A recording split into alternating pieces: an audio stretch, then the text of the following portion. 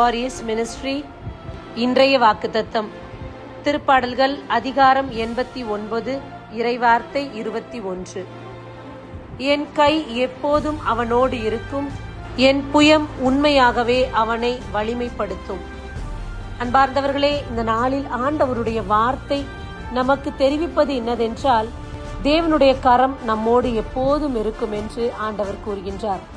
நாம் எங்கு சென்றாலும் அவர் நிழல் போல வந்து தம்முடைய கரத்தால் நம்மை தாங்கக்கூடியவராய் இருக்கின்றார்.